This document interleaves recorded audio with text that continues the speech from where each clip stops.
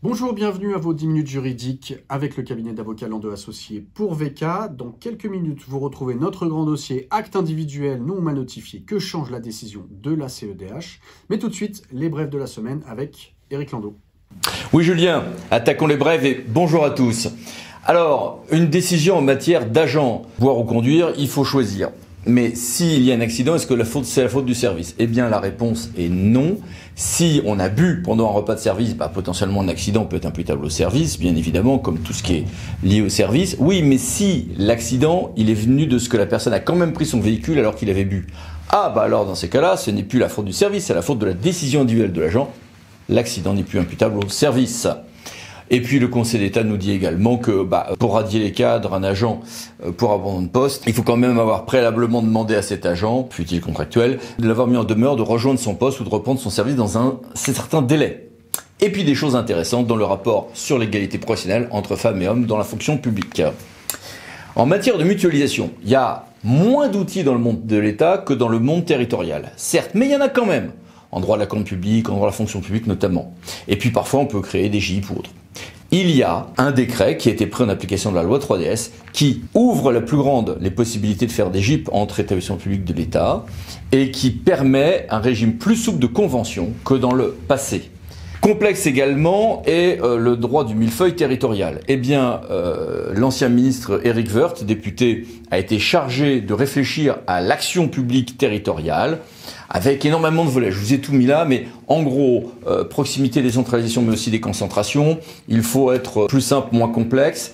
Diversité des territoires. On peut différencier. À la limite, l'idée serait de supprimer un étage, mais pas forcément le même partout. Différencier les territoires, plus grande responsabilité démocratique, clarifier les compétences pour que le citoyen s'y retrouve, simplifier, adapter les normes, y compris pour que le législateur et le pouvoir réglementaire n'aillent pas trop loin au point d'entraver les collectivités, consolider les moyens des collectivités, y compris en termes de prévisibilité, et valoriser les fonctions électives locales. Bien. Bon courage. Vous vous en souvenez, le Conseil constitutionnel nous avait dit le 27 octobre dernier que les législateurs devaient, quand il agit, penser également aux choix et aux besoins à la fois des générations futures et de nos voisins, des autres États. Eh bien, pour ce qui est des générations futures, ça a déjà été mis, non plus pour le législateur mais pour l'administration, en œuvre par le TA de Strasbourg dans une ordonnance du 7 novembre. Et puis, 2 arrêtés ont été pris pour toiletter les règles d'évaluation de la qualité des eaux. Un arrêté pour la surface, un arrêté pour les eaux souterraines. Et puis, notamment si vous êtes de l'État, ça va vous intéresser, un marché interministériel a été passé, multi-attributaire, par l'ADE de Bercy, sur les certificats d'économie d'énergie. En matière de publicité, d'une part, on a la CA de Bordeaux qui nous confirme qu'il y a une illégalité fautive pouvant entraîner l'indemnisation de la commune quand elle refuse de faire retirer un dispositif contraire au droit en matière de publicité enseigne et préenseigne.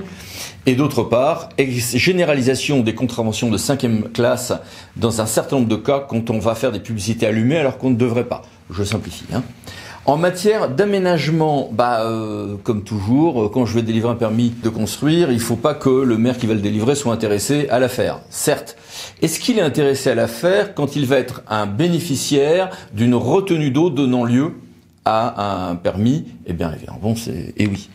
Et puis, aménagement toujours, mais cette fois-ci en matière d'expropriation et de projet de santé.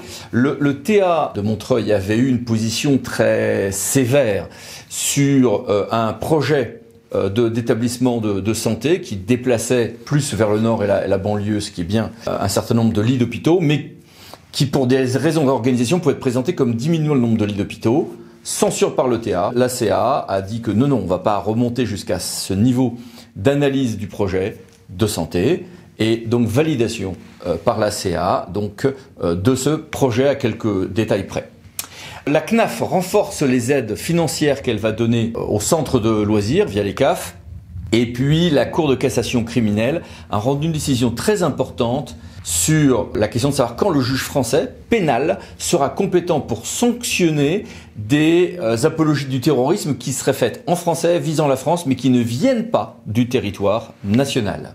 Et puis la grande actualité en matière de contentieux et donc de légalité pour vos actes, c'est une décision de la Cour européenne des droits de l'homme du 9 novembre 2023 sur la fameuse jurisprudence Xebage, mais ça va être notre grand sujet de dossier, on en parle dans quelques secondes. Et puis il y a les mini-brèves, que voici. Passons à notre grand dossier, acte individuel non ou mal notifié, que change la décision de la CEDH? Pour répondre à nos questions, nous retrouvons Maître Éric Landau. Alors, cher Éric, commençons par le commencement. Qu'est-ce que l'arrêt Xabage?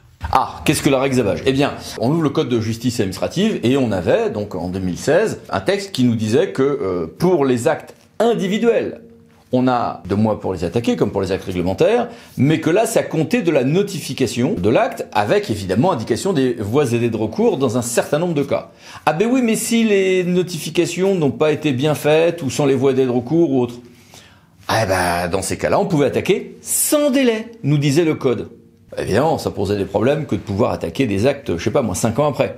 Alors, au nom du principe de sécurité juridique, qui est un principe qui monte en ce moment, par une décision très importante du 13 juillet 2016, M. Xabage, donc on parle de l'arrêt Xabage, Xabagisation, on a le Conseil d'État qui nous a dit oui, il y a ce texte réglementaire, mais au-dessus il y a un principe général de sécurité juridique qui fait que non, on va pouvoir attaquer un acte individuel seulement, mal notifié sans voie de délai de recours ou autre, que dans un délai indicatif d'1 an que le juge va moduler au cas par cas, à compter évidemment du moment où la personne a su que cet acte existait. Tu parles de sécurité juridique. C'est un principe qui monte en puissance, n'est-ce pas? Ah oui, ça, la sécurité juridique, ça monte en puissance. On l'a pour les vices de forme et de procédure, qui ne peuvent plus donner aux mêmes annulations que dans le passé, ou qui ne peuvent plus donner lieu à annulation par ce qu'on appelle les voies d'exception d'égalité, pour les autorisations environnementales, en urbanisme, en marché public. Je mis des références là. Il y a plein de cas où le principe de sécurité juridique monte en puissance. L'idée de base est la suivante. C'est important de respecter la légalité des actes, mais c'est important aussi qu'au-delà d'un certain temps, dans certains cadres, on s'attend à ce que le droit ne change pas tout le temps. Certains sont amusés à dire que la sécurité juridique n'a plus de limite quand a été rendue cette décision Xabage. Et cette jurisprudence Xabage, a-t-elle stagné ou a-t-elle progressé? Elle a progressé, ça c'est certain qu'elle a progressé. Cette jurisprudence a été étendue à l'exception des légalités d'une décision individuelle, aux exceptions d'illégalité, aux titres exécutoires, aux décisions implicites de rejet, aux décisions explicites de recours gracieux, aux décisions, ce qu'on appelle les décisions d'espèce, au rejet implicite de recours gracieux, à un grand nombre de contentieux contractuels. Ça, c'est une nouveauté de l'été dernier, de 2023. On peut avoir parfois double ration de Xabage quand la personne va mettre 1 an à agir et puis qu'ensuite il y aura quelques autres erreurs, par exemple sur un recours gracieux, on est reparti pour un délai indicatif d'1 an. Ce délai va être modulé selon l'attitude de l'administration, et puis il y a quelques limites quand même à l'application de Xabage dans certains cas de fraude, certains cas de fiscalité, etc. C'est donc commode pour les administrations? Ah oui, ça c'est commode pour les administrations, puisque évidemment, si on a fait une erreur sur les voies et délais de recours, on attend 1 an, au bout d'1 an, on se dit ouf, on est tranquille. Et c'est là qu'intervient le juge européen des droits de l'homme, la CEDH. Oui, c'est là qu'intervient le juge européen des droits de l'homme, et c'est là qu'il y en a cette décision très importante du 9 novembre 2023. Alors, les requérants disaient 2 choses.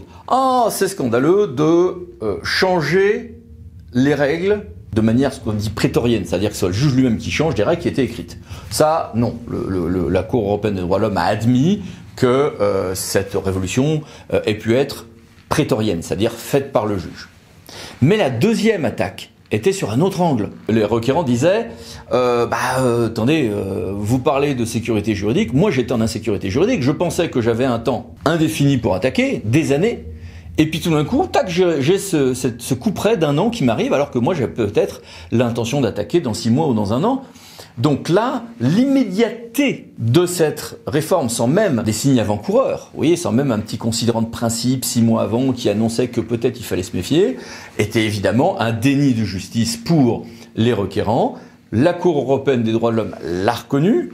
Alors moi, en tant qu'avocat de collectivité, ça ne m'arrange pas, mais elle l'a reconnu. Et c'est sur ce point seulement que la décision Xabage a été censurée. Là aussi, je vous ai mis plus de détails à l'écrit.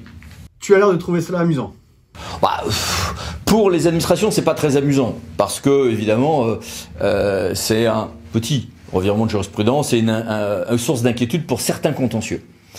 Ceci dit, il faut reconnaître que si on est un peu joueur, ça ne manque pas de sel. D'abord parce que c'est au nom de la sécurité juridique qu'on a pris la décision Xabage, et c'est au nom de la sécurité juridique.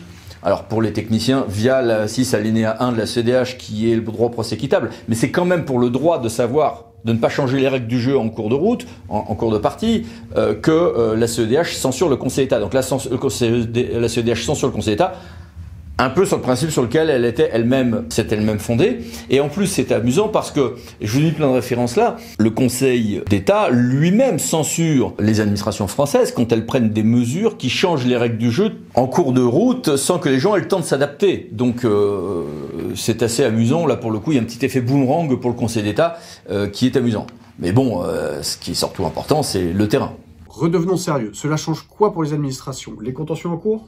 Ah bah oui, le terrain justement. Alors d'un point de vue opérationnel, pour les contentieux à venir, ça ne va rien changer puisque la décision Xabage est validée par le Conseil d'État dans son principe même. Donc si vous avez un litige sur une affaire d'un acte adopté en 2023 qui sera attaqué, pas de difficulté nouvelle.